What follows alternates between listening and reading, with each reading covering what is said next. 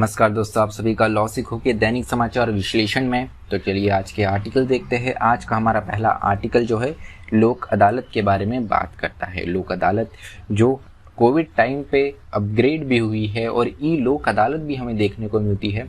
तो कैसे लोक अदालत कितनी प्रभावी रही है उसके बारे में ये आर्टिकल बात करता है। आज का हमारा जो दूसरा आर्टिकल है ये ट्रांसजेंडर जो परलैंगिक समुदाय होता है उसके बारे में बात करता है। हाल ही में छत्तीसगढ़ में 13 पुलिस अफसरों की जगह 13 पुलिस की जो जगह थी वहाँ पर ट्रांसजेंडर कम्युनिटी के ट्रांसपर्सन को अपॉइंट किया गया है। तो उसके बारे में हम बात करेंगे कि कैसे ट्रांसजेंडर राइट के लिए ये एक बहुत महत्वपूर्ण कदम था जो कि छत्तीसगढ़ गवर्नमेंट ने उठाया है। अंत में न्यूज़ इन फ्लैश होता है जिनमें हम महत्वपूर्ण समाचारों के बारे में बात करते हैं। तो चलिए मैं आगे बढ़ूँ उससे पहले आपको प्रोजेक्ट मैवरिक के बारे में बताना चाहूँगा। ये 100 रुपये की राशि में उपलब्ध कोर्स है अगर आप क्लैट की तैयारी कर रहे हैं तो चलिए आज का एमसीक्यू देखते हैं। वह यह है कि विश्व स्वास्थ्य दिवस निम्न में से किस दिन मनाया जाता है। आपका ऑप्शन ए है 3 मार्च, ऑप्शन बी है 1 अप्रैल, ऑप्शन सी है 7 अप्रैल या ऑप्शन डी इनमें से कोई भी नहीं। जो भी आपका उत्तर हो कमेंट बॉक्स में ज़रूर लिखिएगा। अब बात आती है हमारे वर्णनात्मक प्रश्न की, डिस्क्रिप्टिव क्वेश्चन की। वह यह है कि लोक अदालत का क्या महत्व है अल्टरनेट डिस्प्यूट रिजोल्यूशन में। तो इस संस्था को आप लोक अदालत को संस्था को किस तरीके से देखते हैं उसके बारे में आपको बताना है और ये अपने आप में कितनी प्रभावपूर्ण रही है और हो सकती है इसके बारे में भी आपको एक विस्तृत चर्चा करनी है। तो आपका उत्तर 250 शब्दों में लिख सकते हैं। चलिए लोक अदालत के बारे में बात करते हैं। तो इस वर्ष की पहली नेशनल राष्ट्रीय लोक अदालत जो है वो 10 अप्रैल को हुई। तो काफ़ी ज़्यादा केसेस जो है उनका निराकरण भी किया गया। तो उसी के बारे में ये आर्टिकल बात करता है कि इसकी हिस्ट्री कैसी रही है, इसका पर्पस उद्देश्य क्या है, क्या फ़ायदे हैं और साथ ही साथ डिसएडवांटेज के बारे में भी हम जानेंगे। तो 1949 में हरिवल्लभ पारिख जो है जो कि महात्मा गांधी के शिष्य थे, उन्होंने ये आइडिया को लेकर आए और रंगपुर गुजरात में इस आइडिया को इम्प्लीमेंट करना उन्होंने स्टार्ट किया। उसके बाद में सरकार की तरफ से हमें इसको प्रभावी रूप देखते हुए 1976 में दिखता है जब 42वां संवैधानिक संशोधन 42nd कॉन्स्टिट्यूशनल अमेंडमेंट किया गया। 42nd कॉन्स्टिट्यूशनल अमेंडमेंट में आर्टिकल 39A अनुच्छेद 39 अ को इंट्रोड्यूस किया गया जो कि बात करता है इक्वल जस्टिस और फ्री लीगल एड की।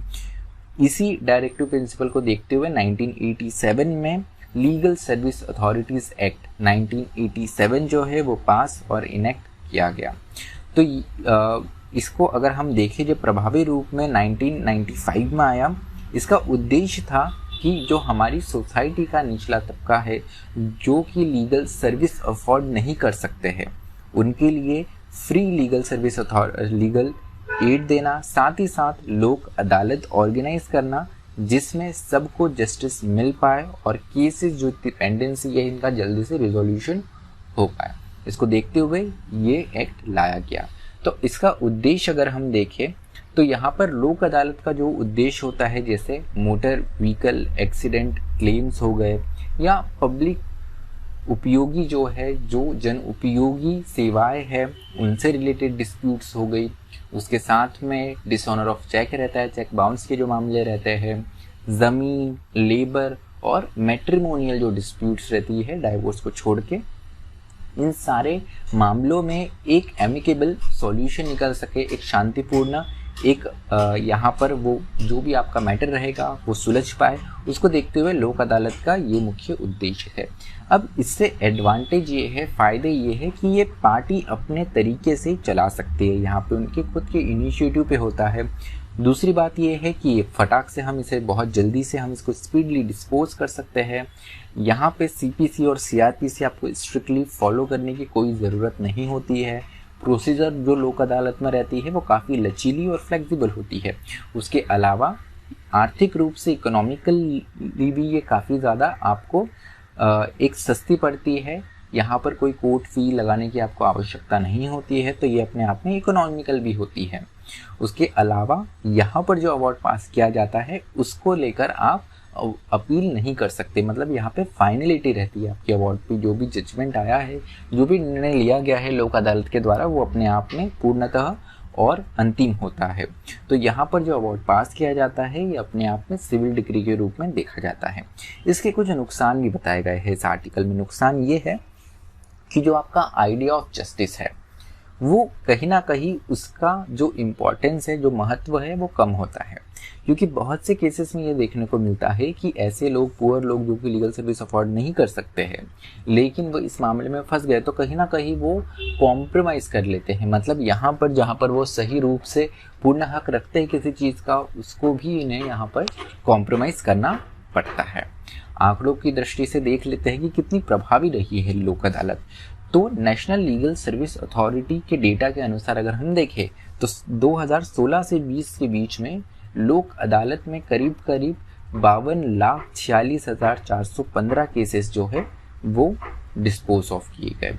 उसके अलावा अगर हम नेशनल लोक अदालत की केवल एक ही दिन की सिटिंग देखी जो कि 8 फरवरी 2020 को हुई थी, तो इन्होंने करीब 11,99,575 केसेस को डिस्पोज किया। वही 2016 से 20 के बीच में करीब 2,93,00,000 जो मैटर्स है वो यहाँ पर डिस्पोज किए गए। तो अगर एवरेज नंबर देखें तो जो नेशनल लोक अदालत है उनके आंकड़ों में जिस प्रकार से मैटर डिस्पोज किए गए हैं वो डिक्रीज हुए 2017 के बाद में, क्योंकि जो हमारी नेशनल लोक अदालत जितनी हुआ करती थी उसके भी अपने आप में नंबर कम हुए हैं। अब कोविड का दौर आया, हमको काम तो करते ही रहना है, तो उसी को देखते हुए जो नेशनल लोक अदालत है, जो लोक अदालत है, इसको ई रूप दिया गया, इसको वर्चुअल रूप दिया गया। तो अपने आप में ये पहली ई अदालत थी जिसने करीब 10.4 लाख केसेस जो है वो रिजॉल्व करे।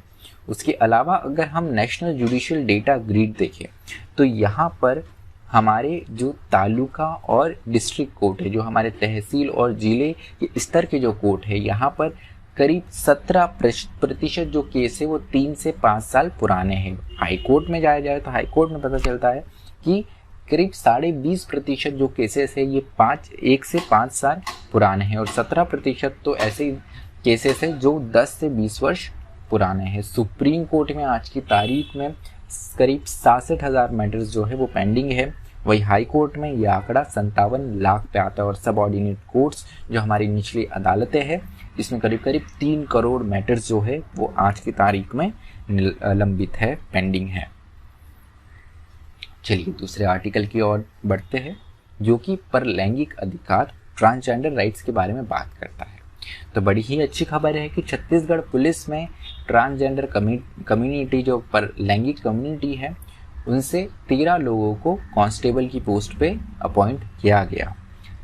अब यहाँ पर ये महत्वपूर्ण बात है कि 2014 में नालसा का जजमेंट, जैसे आपको पता है, जहाँ पर ट्रांसजेंडर राइट्स जो है वो उनकी बात की गई और ये इस कम्युनिटी को दिया गया। तो 2014 का सुप्रीम कोर्ट का जो रूलिंग है उसमें 3 महत्वपूर्ण चीज़ है। यहाँ पर सेंट्रल गवर्नमेंट को बोला गया कि आप 3rd जेंडर वेलफेयर बोर्ड बनाएं। उसके साथ में ये भी इंस्ट्रक्शन दिए गए कि यहाँ पर आप इनको रिकॉग्नाइज कीजिए। साथ ही साथ डिस्ट्रिक्ट लेवल कमिटीज़ भी बने जो कि इन कम्युनिटी के जो लोग हैं, ट्रांसजेंडर कम्युनिटी के जो लोग हैं, उनको आइडेंटिफाई करें।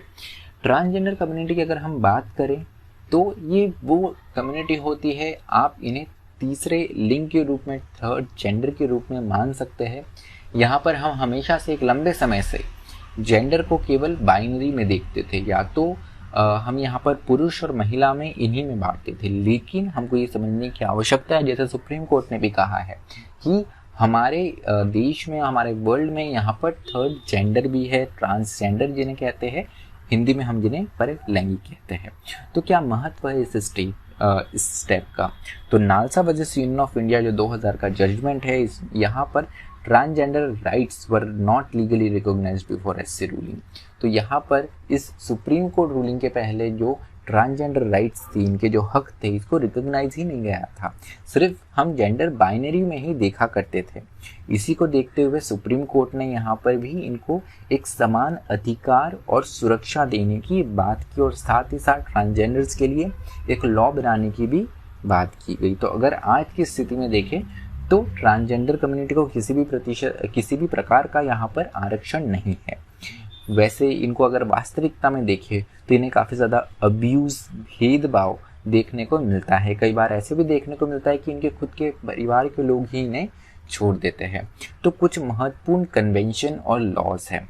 UDHR universal declaration of human rights में बताया गया है कि हर मनुष्य को बराबर का अधिकार होना चाहिए। यही एप्लीकेबल होता है थर्ड जेंडर को भी। तो वो भी हमारी सोसाइटी का, हमारे देश का, हमारे विश्व का एक महत्वपूर्ण भाग है। इन्हें बराबर अधिकार देना यहाँ पे ज़रूरी है। उसके अलावा योग्यकर्ता प्रिंसिपल जो है 2006 में आए हुए हैं। योग्यकर्ता एक जगह का नाम है जो कि इंडोनेशिया में है। तो यहाँ पर समिट हुई थी, उसमें बताया गया था कि विभिन्न सेक्सुअल ओरिएंटेशन और जेंडर आइडेंटिटी को रिकॉग्नाइज करना चाहिए। और इस कॉन्फ्रेंस में यहाँ पे प्रिंसिपल दिए गए और इनको विभिन्न जो जेंडर आइडेंटिटी है और जो सेक्सुअल ओरिएंटेशंस है उन्हें माना गया यहाँ पर। तो उसी को देखते हुए ये भी एक महत्वपूर्ण कन्वेंशन हो जाती है। उसके बाद में हमारी सरकार ने the transgender person protection of rights act 2019 लेकर आए। अब ये जो एक्ट आया अपने आप में बहुत अच्छा कदम है, लेकिन सिविल सोसाइटी और खुद ट्रांसजेंडर कम्युनिटी की तरफ से भी यहाँ पर इस लॉ की कुछ खामियां भी बताई गई।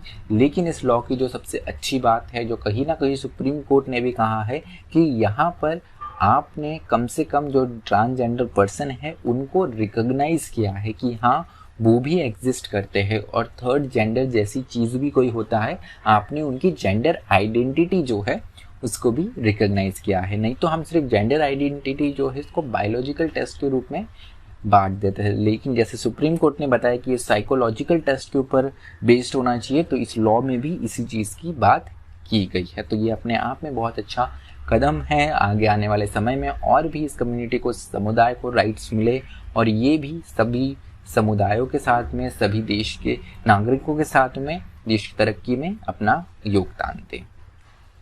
चलिए न्यूज़ इन फ्लैश पे आते हैं। तो जो PLI जो प्रोडक्ट लिंक्ड स्कीम है, इसको यहाँ पर बढ़ावा देने के लिए AC और जो सोलर पैनल है उसके लिए भी एक्सटेंड किया गया है। तो जो प्रोडक्शन लिंक्ड इंसेंटिव स्कीम्स है, ये ऐसी स्कीम होती है अगर कोई कंपनी मैन्युफैक्चर भारत में करती है, एक प्रपोर्शन से ज़्यादा जितना उनका टोटल प्रोडक्शन है उसका एक पर्टिकुलर भाग लेकर वो भारत में मैन्युफैक्चर करती है, तो सरकार की तरफ से इनको इंसेंटिव, कुछ रियायतें दी जाएंगी। तो अभी तक ये कुछ सेक्टर्स तक सीमित थी, अब इसे AC और LED लाइट जो है, जो वाइट गुड्स होते हैं, सोलर पैनल होते हैं, यहाँ पर भी इसको एक्सटेंड किया गया है। उसके अलावा आज की जो हमारी दूसरी खबर है ये पॉपी कल्टीवेशन के बारे में है। तो जो ओपीएम होता है, ओपीएम की क्रॉप जो है यहाँ पर प्राइवेट सेक्टर जो है उनको अनुमति दी जाएंगी। इसका कारण ये है कि जो अल्कलॉइड्स होते हैं ये अपने आप में एक मेडिकल पर्पस के लिए इसका उपयोग किया जाता है, तो इसको और बूस्ट किया जाए और उसका उत्पादन बढ़ाया जाए, उसके लिए ये कदम उठाया गया है सरकार के द्वारा। RBI मॉनेटरी पॉलिसी जो है अप्रैल 2021 की आ गई है, जिसमें रेपो रेट जो है उसे बदलाव नहीं किया गया है और वो अभी भी 4% तक है। उसके साथ में जो हमारा सकल घरेलू उत्पाद है, इसकी ग्रोथ जो है, GDP की ग्रोथ जो है 2021-22 के लिए करीब 10.5% की आकी गई है। उसके साथ में ही गवर्नमेंट ने नई स्कीम भी यहाँ पर लॉन्च की गई है, इंट्रोड्यूस की गई है। यह है government securities acquisition programme, short में जिसे हम GSEP कहते हैं। तो इस योजना के अंतर्गत, इस प्रोग्राम के अंतर्गत आप सिक्योरिटीज जो है गवर्नमेंट की वो परचेस कर सकते हैं, खरीद सकते हैं। इसकी सीमा जो है वो 1 लाख करोड़ रुपए तक की रखी गई है। तो चलिए हमारा आज का विश्लेषण यही समाप्त होता है। मुझे सुनने के लिए आप सभी का धन्यवाद। अधिक जानकारी के लिए आप लॉ सीखो की वेबसाइट विजिट कर सकते हैं। स्टे ट्यून्ड टू लॉ सीखो।